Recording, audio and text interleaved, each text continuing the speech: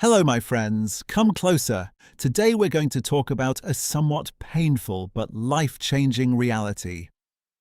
For those who don't know me, I'm Adam.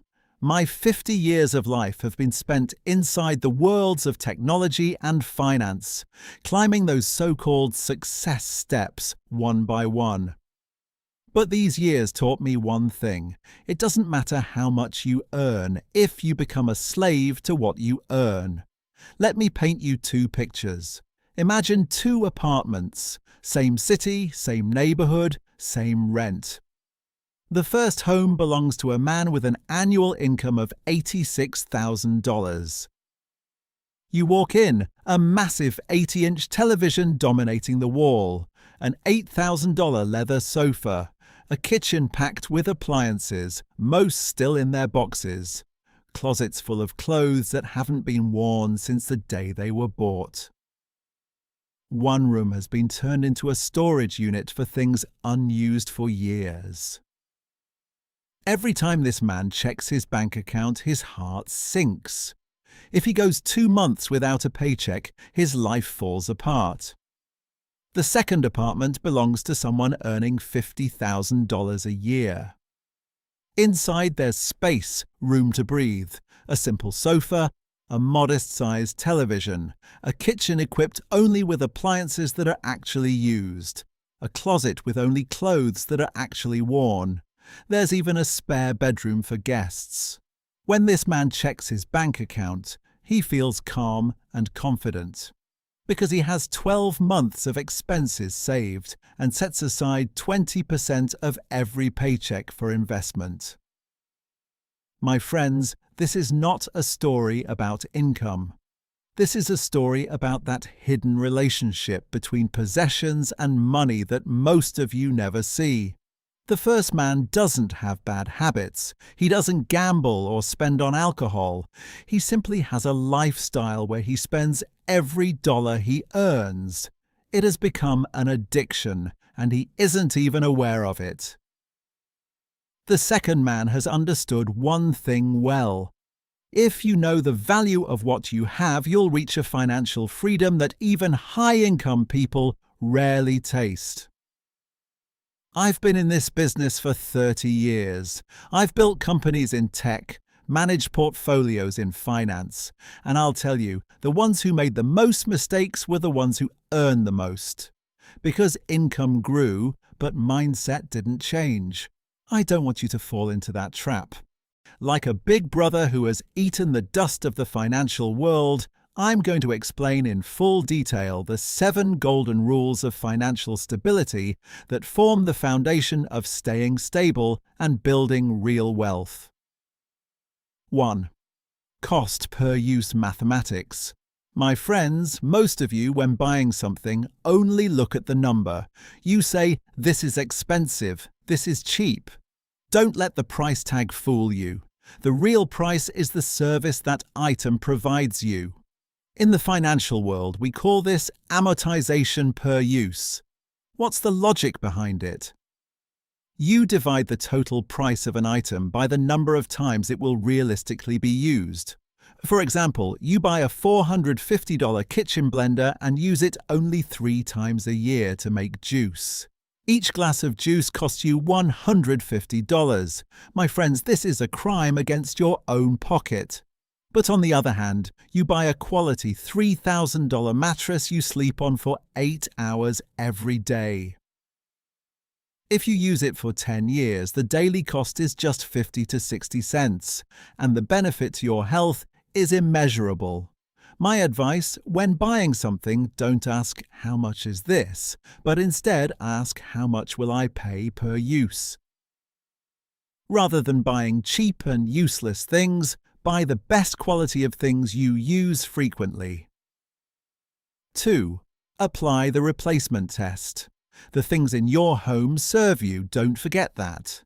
Today, look at your home through the eyes of a minimalist. The rule: pick up any item and ask yourself, if this item disappeared right now, would I go out tomorrow and spend my own money to buy exactly this item again? If your answer causes even a moment's hesitation or is no, then that item is no longer serving you. It's weighing you down. It takes up physical space in your home, tires your mind with clutter signals, and makes you spend more time cleaning because of it.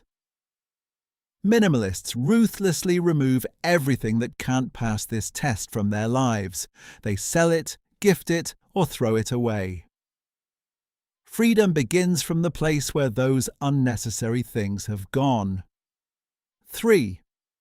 Don't upgrade just because you're bored. My friends, as a tech entrepreneur, I can tell you the tech world plays with your emotions. Your phone works perfectly. It calls, opens all your apps. But ads tell you the new model's camera is a little brighter in nighttime shots. And for that, you spend an extra $1,500 to upgrade your phone. This is not technological progress, my friends. This is the systematic, slow destruction of personal wealth. The rule: don't replace something until it mechanically breaks down or becomes too outdated to do its job.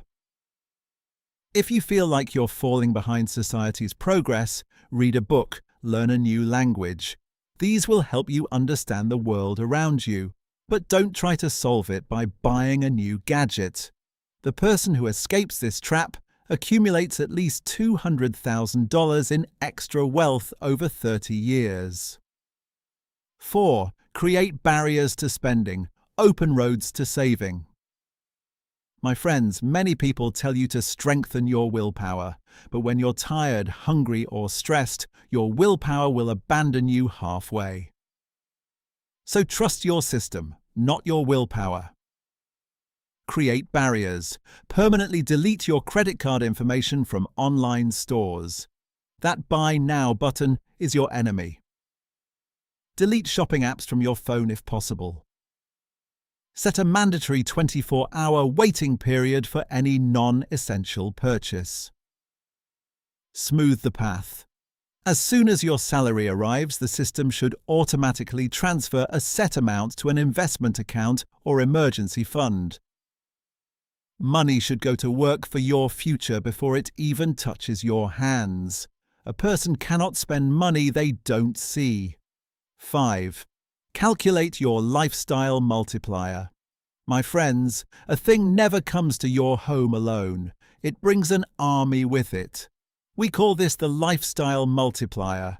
Imagine you buy a boat to sail on the sea in summer. The price might seem reasonable. But wait, how will you transport it? You'll need a trailer hitch for your car, and the car's engine needs to be powerful enough. You'll need monthly parking fees, annual insurance, winter maintenance for storage, special life jackets, and so on. A $5,000 hobby actually loads you with a $15,000 cost ecosystem. Before buying something, also take into account all the hidden costs it will bring along. If those costs frighten you, then you don't need that thing. 6. Define your enough point in advance. The most dangerous game in the world is increasing your expenses as your income grows. I know many people who were happy on $1,000 a month in their youth. They thought earning more money would make them happier. Now, despite earning more than $10,000 a month, they can't make it to the end of the month because there's no concept of enough. The rule: define your standards early on in your journey. A 2-bedroom apartment is enough for me. A comfortable, safe, fuel-efficient car is sufficient. Having 20 quality items in my wardrobe is plenty. Set this point, and as your income grows, don't go beyond it. Every cent left over is your freedom ticket. If you don't have a target, advertising and society will push that target a little further away every day. 7. Measure wealth by freedom of choice. My friends, wealth is not how many things you have. It's how many choices you have. Real wealth is the power that the number in your bank account gives you to say no. The logic: I'm quitting this job. I'm not working today, I'm spending time with my family. I'm going to rest for 6 months and start a new business. That is true wealth. Every unnecessary purchase takes you 1 day, 1 month, or 1 year away from that freedom. Every time you spend money, ask yourself, do I really love this thing more than my freedom? Now, what should you do? This week, walk through your home, apply the replacement test. Find 5 things you wouldn't buy again. Sell, donate, or throw them away. Note how you feel at the end. This month, wait 24 hours before every non-essential purchase. You'll realize that most purchases aren't necessary at all. This quarter, count your belongings in 3 categories: clothes, kitchen appliances, media, and entertainment. Set a maximum limit for what you actually use. This year, define your enough in major spending categories. Write it down. Refer to it when the urge to exceed your own standards comes. My friends, one last thing.